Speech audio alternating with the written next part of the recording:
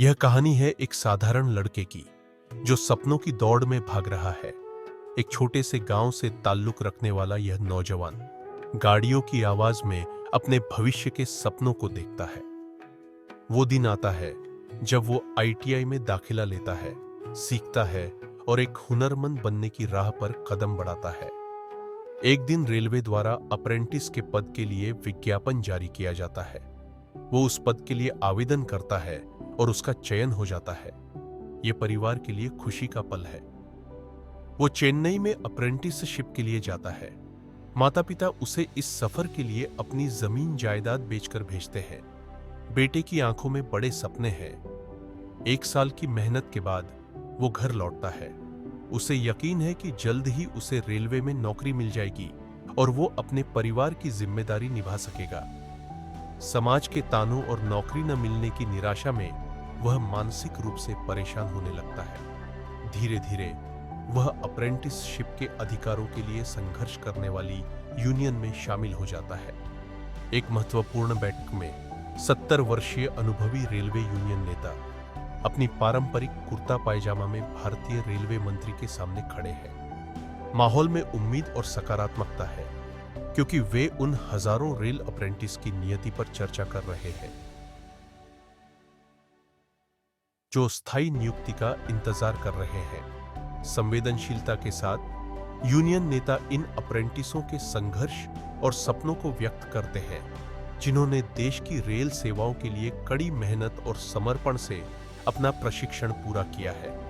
Railway मंत्री ध्यानपूर्वक सुनते हैं, अप्रेंटिसों के योगदान और उनके उचित नियुक्ति की आवश्यकता को समझते हैं।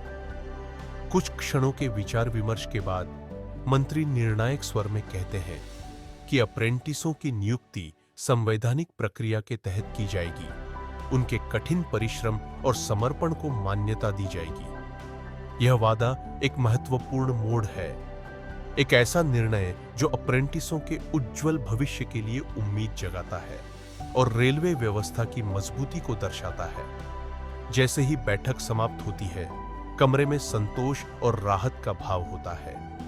यूनियन नेता के चेहरे पर कृतज्ञता और आशा की झलक होती है।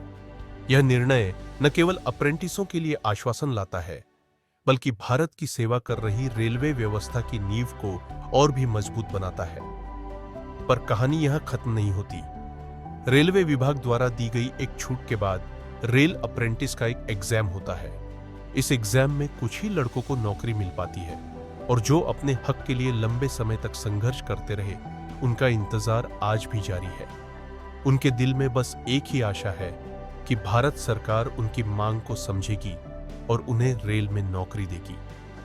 यह उनका सपना है, यह उनका हक है, ताकि उनके परिवार भी खुश रहे और उनका भी एक बेहतर भविष्य हो सके।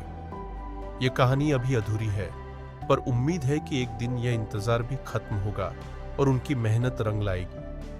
यह कहानी है उन नौजवानों की जो सपनों को लेकर चलते हैं, पर सिस्टम की कमी, बेरोजगारी और जिम्मेदारियों के बोझ तले टूट जाते हैं। यह कहानी एक अपील है कि ऐसे सपनों को टूटने से पहले बचा लिया जाए। अगर इस फिल्म से किसी को ठेस पहुंची हो तो हम माफी चाहते हैं।